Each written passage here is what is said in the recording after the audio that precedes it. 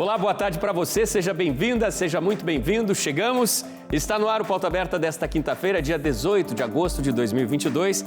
É o seu noticiário da tarde aqui na TV Evangelizar e a partir de agora eu quero a sua companhia. Começamos com os destaques do programa de hoje. Em leilão realizado pela ANAC na sede da B3 em São Paulo para a privatização de aeroportos, uma proposta única de 2.450 milhões de reais arrematou o bloco com o aeroporto de Congonhas, um dos mais movimentados do país. A expectativa do governo federal com a negociação desses 3 blocos hoje é de que a iniciativa privada garanta o investimento de ao menos 7,3 bilhões de reais em 30 anos de concessão. Depois de quase 2 anos após decisão da Anvisa, as máscaras deixarão de ser obrigatórias nos aviões e aeroportos brasileiros. Mais de 14 mil denúncias de telemarketing abusivo chegaram ao Ministério da Justiça. É falta de respeito sem tamanho ao consumidor. E a gente traz hoje a você explicações sobre quais são os seus direitos em caso de atitudes abusivas como essas ligações tão inconvenientes. Flamengo, Fluminense e Corinthians passaram e são os semifinalistas da Copa do Brasil 2022.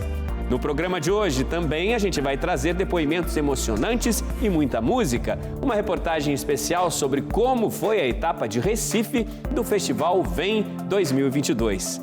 Fique ligadinho com a gente, o Pauta Aberta desta quinta-feira já está no ar.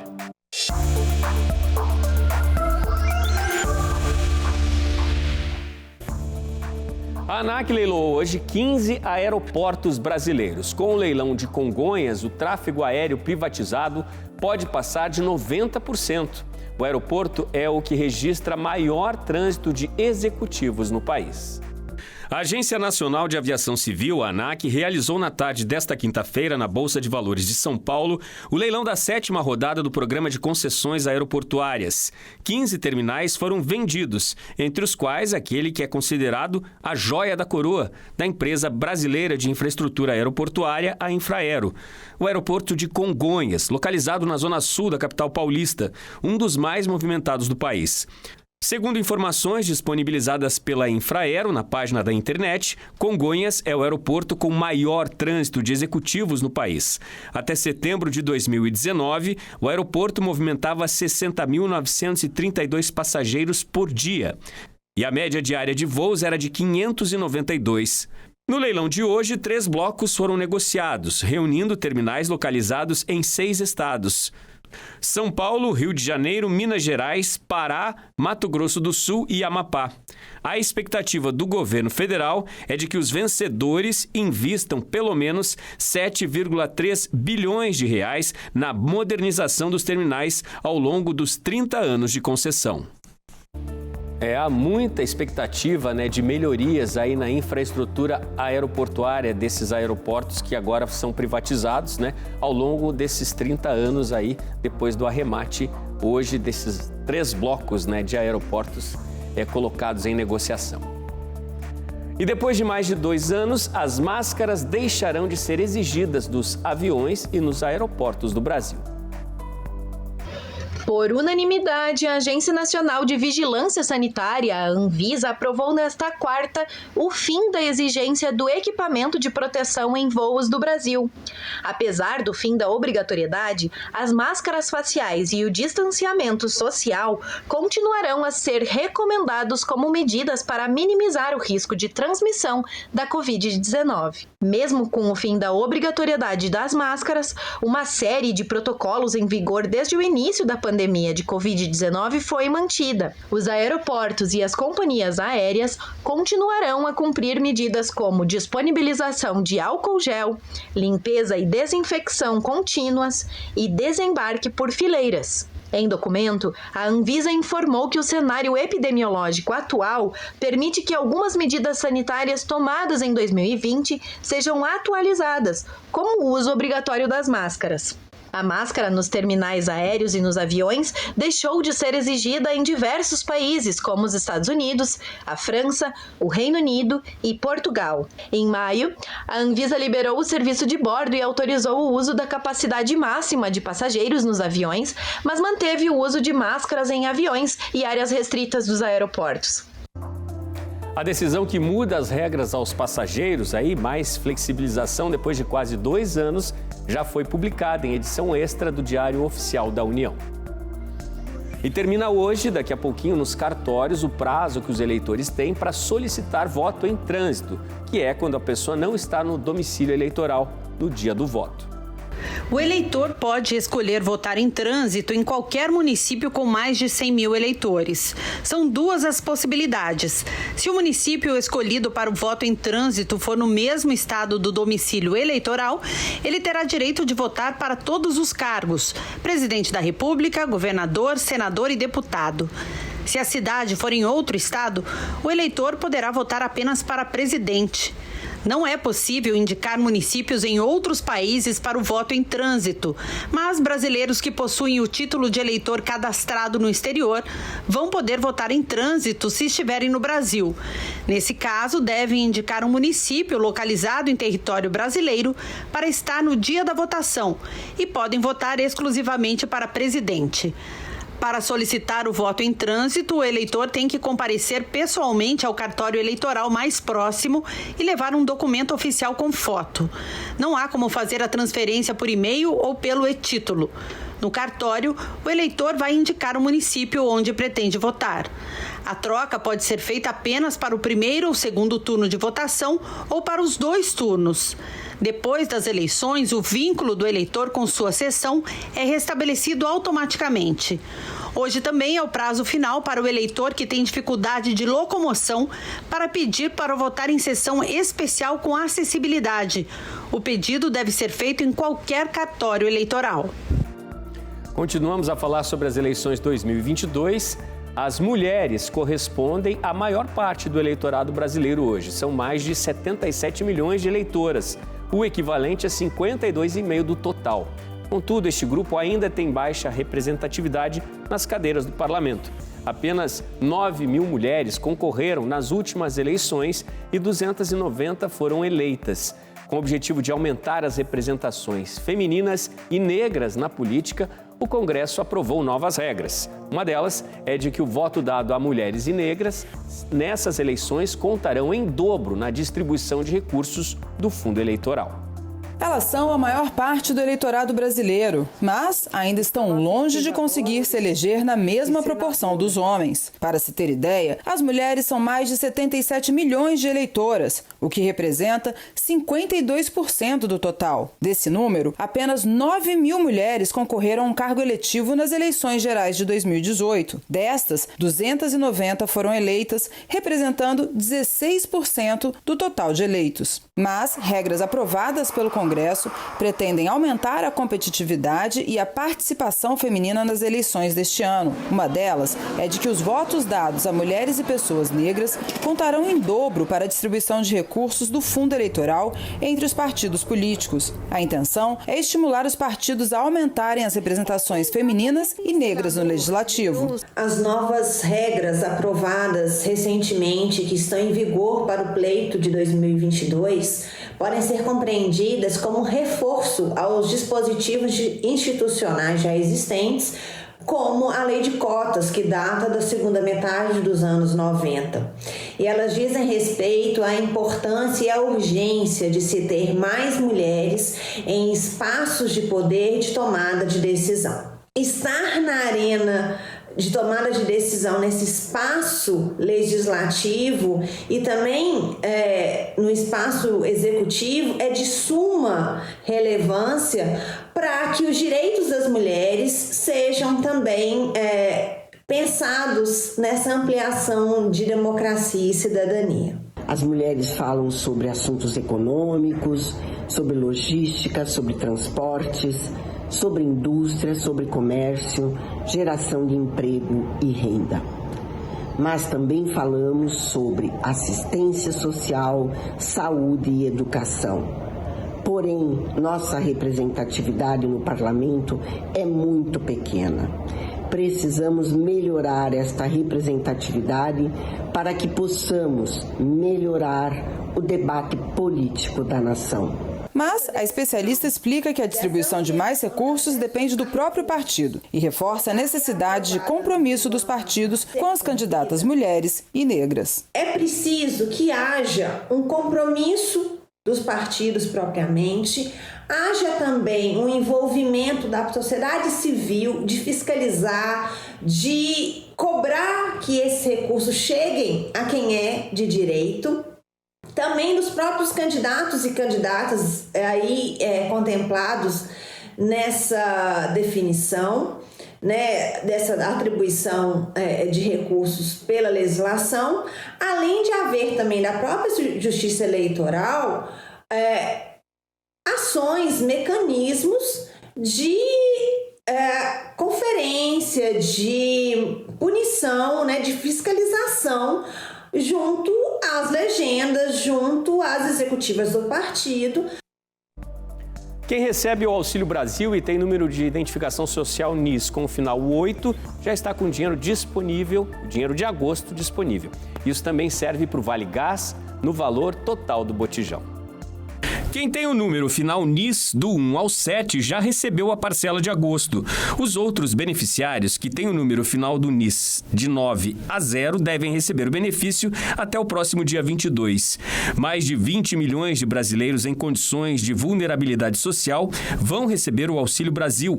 O valor mínimo do benefício teve um aumento de R$ 200 neste mês, passando de R$ 400 para R$ 600. O acréscimo é referente à aprovação da chamada PEC Kamikaze, que permite que o governo gaste mais de 41 bilhões de reais para medidas de auxílio à população pobre. Este aumento de R$ 200 será garantido de agosto a dezembro deste ano. Em janeiro de 2023, o benefício volta a ser de R$ 400. O pagamento do Auxílio Gás segue o mesmo calendário do Auxílio Brasil, de acordo com o número final do NIS. A parcela de R$ 110 referente ao mês de agosto vai beneficiar mais de 5 milhões de famílias brasileiras. Vamos falar de emprego agora? O IBGE mostra, a partir de uma análise, os setores que estão criando mais oportunidades. Qual a função, que tipo de emprego mais tem criado vagas neste ano de recuperação de postos de trabalho? O IBGE fez esse levantamento e constatou que são os setores antes mais afetados pela pandemia e as restrições sanitárias.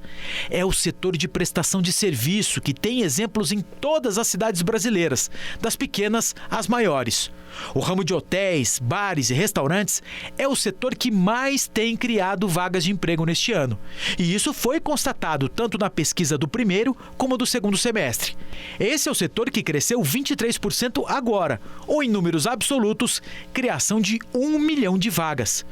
Outro ramo bastante prejudicado na pandemia e que neste ano voltou a crescer é o de serviços domésticos.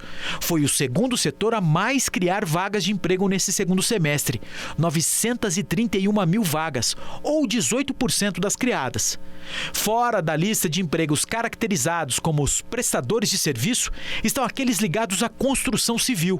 As vagas para pedreiros e ajudantes cresceram 11%, com estimativa de criação de 750 mil vagas em todo o Brasil. Ainda de acordo com o IBGE, todas essas vagas são caracterizadas por salários considerados baixos, com a alta oferta de mão de obra. É isso que ajuda a entender também a queda média do salário de quem consegue emprego agora. Baixa qualificação profissional, somada a um grande número de pessoas atrás de oportunidades. Nosso assunto agora é saúde. Um sintoma bem conhecido para muitas pessoas é a tremedeira nos olhos, conhecida como tremedeira nas pálpebras. É uma contração involuntária do músculo da região. Você não consegue controlar o movimento, apenas sente que o olho está se movimentando. Sabia que esse é um sinal muito comum de estresse? Confira na reportagem. Quando estamos estressados, o corpo sente. Cansaço e tontura. Falta de sono, às vezes muita vontade de comer também, assim, fora de hora. Eu perco o sono. A tremidinha normalmente na pálpebra superior e daqui a pouquinho passa, mas ela vem e fica durante alguns segundos, assim. Esse tremor nos olhos que aparece assim de repente é mais comum do que você imagina e merece atenção. Ele pode ser um sinal de que algo não vai bem. Os tremores palpebrais, ou a gente chama de distonias faciais ou espasmos faciais, eles podem ser causados por algumas doenças, né, como um aneurisma, um tumor, como também por fatores como estresse, fadiga física, alguns alimentos, por exemplo, excesso de cafeína ou de xantina, aumento de ingesta de bebida alcoólica, né, e também problemas oftalmológicos como erros refracionais, que são as pessoas que precisam usar óculos e não estão usando, ou esse grau do óculos está desatualizado, e alterações da superfície ocular, que são as síndromes do olho seco. O uso excessivo de telas também pode desencadear o problema. A gente diminui a frequência de piscar, né, quando a gente está fazendo alguma atividade que a gente presta mais atenção. Isso vai levar o olho mais seco, ficar mais seco e pode causar esses tremores. O tremor na pálpebra pode surgir em qualquer idade e costuma desaparecer sozinho. Mas para que o incômodo não seja recorrente, é preciso mudar alguns hábitos. A pessoa está com um sono insuficiente, então melhorar o sono, descansar se está com uma fadiga física. Se o motivo é estresse, né? Ainda mais com esses últimos anos com a pandemia, foi muito frequente, né? Então, tentar aliviar o estresse, fazendo algum tipo de atividade, um hobby. No momento das contrações, além de relaxar, é fazer uma compressa fria úmida. Também pode aliviar essas contrações. Mas atenção, se o tremor for persistente, procure um médico para investigar a causa. Se esses tremores forem nos dois olhos, ou de um lado do rosto, ou até em toda a face, né, que são algumas síndromes, normalmente eles não vão ter uma melhora espontânea, então eles duram semanas, meses. Aí é muito importante o atendimento desse paciente, então esse paciente procurar atendimento médico, oftalmológico, neurológico, psicológico, né, com um psicólogo também, para que a gente tente identificar a causa. Veja a seguir os primeiros semifinalistas definidos na Copa do Brasil e também as músicas e emoções nos bastidores da etapa do Recife do Festival Vem 2022.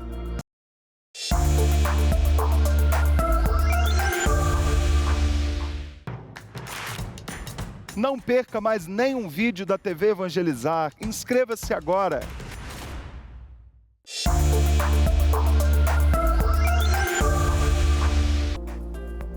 Pauta Aberta está de volta para este segundo bloco. São 5 em ponto da tarde. Agora estamos ao vivo para todo o país. A você de casa, sempre ligadinho com a gente aqui na programação da TV Evangelizar. Muito obrigado pela sua companhia. Os consumidores brasileiros fizeram só este ano mais de 14 mil denúncias sobre prática abusiva de telemarketing. Sabe aquelas ligações que você recebe pelo celular e tem dificuldade de identificar o número? Pois é, desagradável, né? E eu recebo todos os dias e digo aqui para você, é insuportável, é um abuso mesmo. Esses números chegaram ao Ministério da Justiça. Operadoras de telefonia, bancos e financeiras estão entre os estabelecimentos que mais fazem esse tipo de ligação.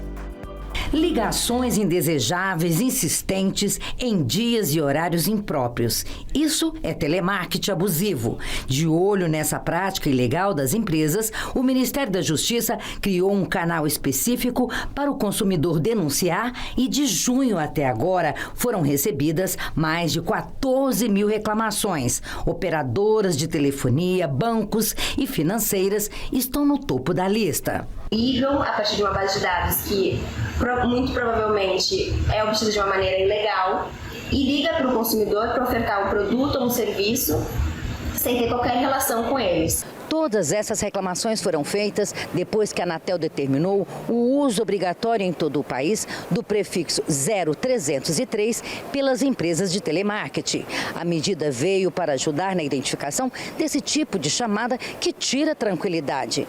Mesmo assim, empresas ainda encontraram um jeito de burlar essa determinação.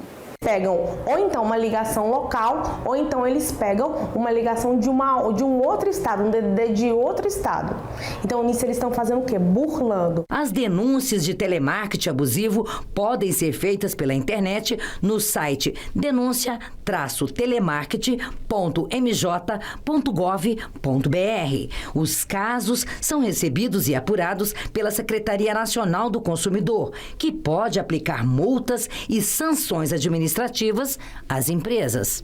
Além da multa diária pelo descumprimento da cautelar, poderão sofrer ao final do processo administrativo uma multa no valor de até 13 milhões de reais por empresa, além da suspensão dos serviços. E o consumidor precisa denunciar mesmo, né? Porque essas ligações a todo momento são insuportáveis. Notícias internacionais agora, pelo menos 3 pessoas, entre elas uma adolescente, morreram na costa da Córcega, na França. Outras 2 pessoas ficaram gravemente feridas hoje, quando uma violenta tempestade na ilha do Mediterrâneo chegou com a força de um furacão.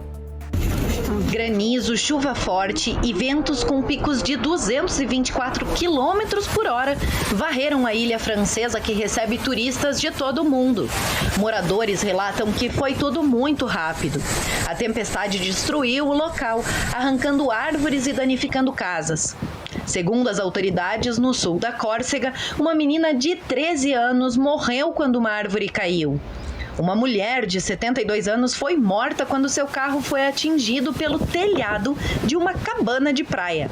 A terceira vítima, um francês de 46 anos, morreu quando uma árvore caiu em um bangalô de acampamento no norte. Uma italiana de 23 anos ficou ferida no mesmo local e foi levada ao hospital em estado grave. As operações de resgate no mar continuam. Cientistas descobriram na África uma cratera semelhante à formada pela colisão de um asteroide, uma teoria, né, que teria dizimado os dinossauros. Isso deu o que falar. E agora? A cratera fica no oeste da África e levanta novas questões sobre o que aconteceu há 66 milhões de anos, quando um asteroide colidiu com o que hoje é o Golfo do México, levando à extinção dos dinossauros e à formação da famosa cratera de Chicxulub. Recentemente revelada por cientistas, a cratera ganhou o nome de Nadir. Tem cerca de 8,5 km de diâmetro, fica a 400 km da costa da Guiné e a 300 metros abaixo do mar. Sua idade estimada é parecida com a da cratera de Chicxulub, o que traz a possibilidade de que elas estejam de alguma forma relacionadas. Ambas poderiam, por exemplo, ter se formado após o impacto de fragmentos de um mesmo asteroide. Informações sobre a cratera encontrada na costa da Guiné foram publicadas por pesquisadores nesta quarta-feira na revista científica Science Advances. Apesar de apresentarem evidências de que um asteroide foi responsável pela formação, uma segunda possibilidade é que a cratera seja resultado de atividades vulcânicas no passado. Com base na análise de fósseis encontrados próximos à cratera Nadir, essa teria uma idade muito semelhante à de Chicxulub. Mas para confirmar isso é preciso retirar e analisar rochas próximas da cratera. Esse tipo de estudo também confirmaria se de fato a cratera Nadir foi causada por um asteroide.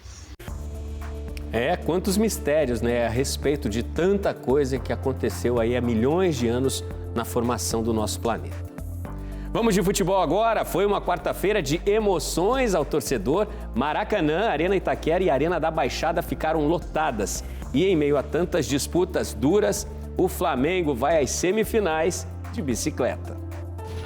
No estádio do Maracanã lotado, o Fluminense recebeu o Fortaleza em jogo válido pelas quartas de final da Copa do Brasil. Nino abriu o placar para o tricolor cearense. Romero ampliou ainda no primeiro tempo. Na etapa final, Ganso descontou de pênalti e Cano empatou a partida. Com o resultado, o Fluminense se classificou para as semifinais, depois de ter vencido o primeiro jogo na Arena Castelão por 1-0. E o adversário do tricolor carioca é o alvinegro paulista, já que o Corinthians conseguiu uma remontada histórica e venceu o Atlético Goianiense por 4-1.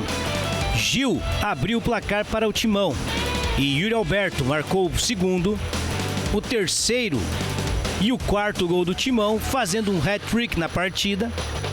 E o Wellington descontou para o Atlético Goianiense. E foi só na Neoquímica Arena. Corinthians classificado para as semifinais 4, Atlético Goianiense 1. Na Arena da Baixada em Curitiba, a torcida do Atlético Paranaense lotou o estádio para ver o confronto contra o rubro-negro carioca, o Flamengo. Mas nem isso foi suficiente para que o Furacão conseguisse a vaga às semifinais da Copa do Brasil. Pedro marcou o gol solitário da partida e garantiu o Mengão nas semifinais da segunda maior competição do futebol brasileiro. Agora o rubro-negro da Gávea espera o vencedor do confronto entre América Mineiro e São Paulo para saber quem será o seu próximo adversário na competição. Grandes jogos, belos gols. E essa noite sai o último semifinalista. Confere aí. Hoje, às 9 horas da noite, no Estádio Independência, América Mineiro e São Paulo decidem a última vaga para as semifinais da Copa do Brasil. No jogo de ida realizado no estádio do Morumbi, em São Paulo, o tricolor paulista venceu por 1-0. Já o Coelho tem que vencer por pelo menos 1-0 para levar a decisão para os pênaltis. O vencedor desse confronto enfrenta o Flamengo nas semifinais da competição. Você sabia que a catedral mais alta da América Latina fica no Paraná? É a Catedral Metropolitana Basílica Menor Nossa Senhora da Glória, a famosa Catedral de Maringá. A construção foi concluída e a igreja inaugurada há 50 anos. Os detalhes dessa bonita história agora estão registrados num livro. A história da catedral mais alta da América Latina e que está entre os 10 monumentos religiosos mais altos do mundo, registrada em um livro.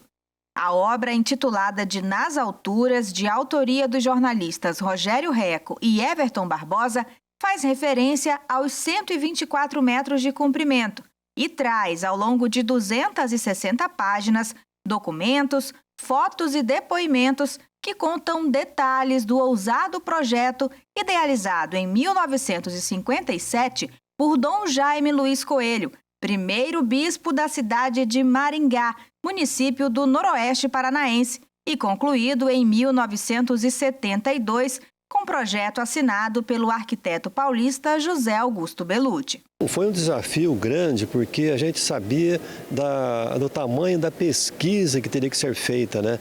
Nós teríamos que ir atrás de pessoas, descobrir nomes, tentar assim, localizar pessoas que participaram das diferentes etapas da construção da catedral. Isso não é um trabalho fácil, é um trabalho que a gente tem que se dedicar muito, né? Lançado em agosto de 2022, o livro fez parte das celebrações do Jubileu de Ouro da Catedral Metropolitana Basílica Menor Nossa Senhora da Glória. Foram 11 meses intensos de trabalho, que resultaram no resgate histórico não só da construção, mas também da comunidade paroquial. A catedral é casa de oração, ponto turístico, marco arquitetônico, mas sobretudo feita por pessoas que estão organizadas em movimentos pastorais e organismos. Então a minha parte foi organizar essa história, a história das pastorais da Catedral de Maringá. O livro, que nasceu com a proposta de ser um marco dos 50 anos da paróquia, se tornou também uma das obras mais importantes dos autores. Há 20 anos eu vim para Maringá e não sabia o que ia fazer da vida. E o primeiro lugar que eu cheguei em Maringá e fui derramar lágrimas foi aos pés de Jesus, aqui no sacrário, dentro dessa catedral. E 20 anos depois, eu tenho a oportunidade, junto com o colega Rogério Reco, de entregar esse livro. Então, isso é uma graça de Deus na minha vida, é providência. A gente tem paixão pela história, né? A gente busca a pesquisa com os pioneiros da cidade, a gente gosta de conversar com essas pessoas, gosta de ouvir as histórias. Então, essa realmente é uma bela história. Histórias lindas, né, a respeito de como foi a catedral, a respeito da história da Catedral de Maringá, que agora ficam para sempre nesse livro, nessa belíssima edição que comemora os 50 anos da história da igreja. E sábado tem mais uma audição do Vem em Maringá. É a terceira etapa classificatória.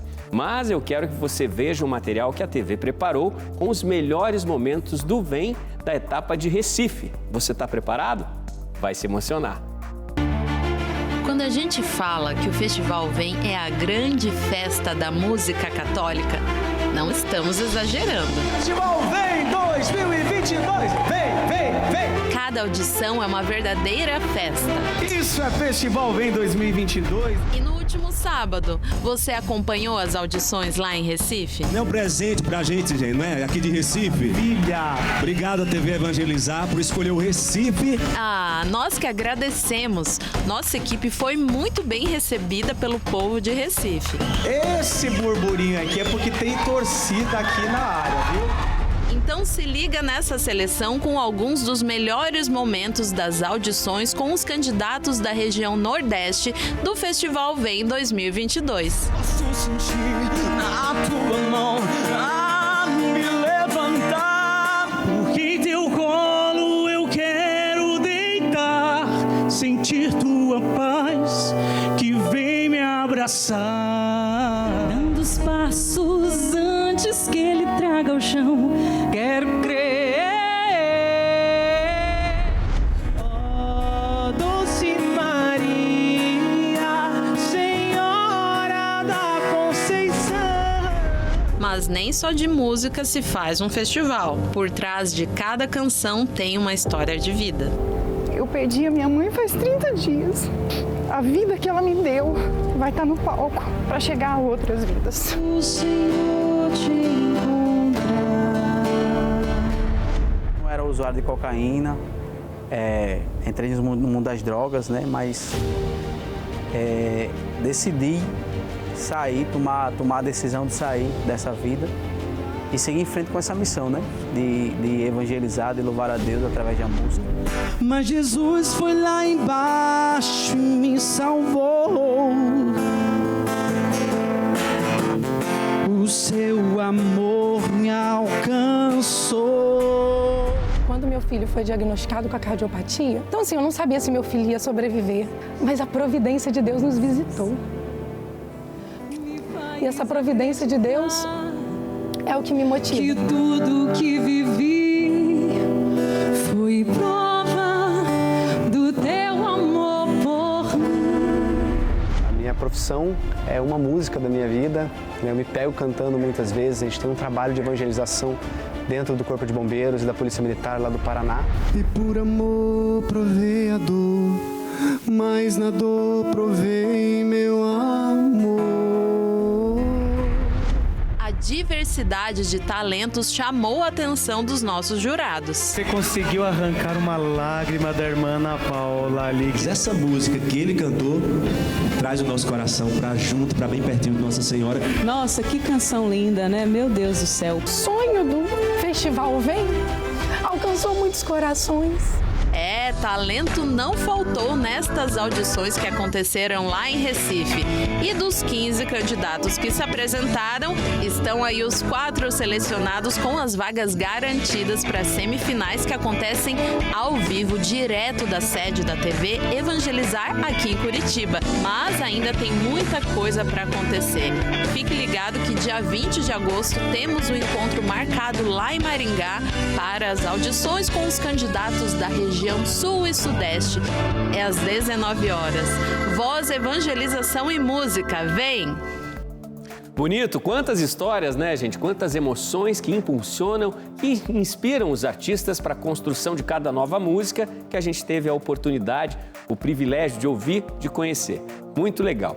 E reforçando aqui para você, neste sábado, a partir das 7 da noite, tem muito mais música boa e você não pode perder. Ao vivo, direto de Maringá, a terceira etapa classificatória do Vem 2022. Aqui na TV Evangelizar. Vem muito mais emoções por aí. Pauta Aberta está terminando. Ótimo fim de tarde para você e até amanhã.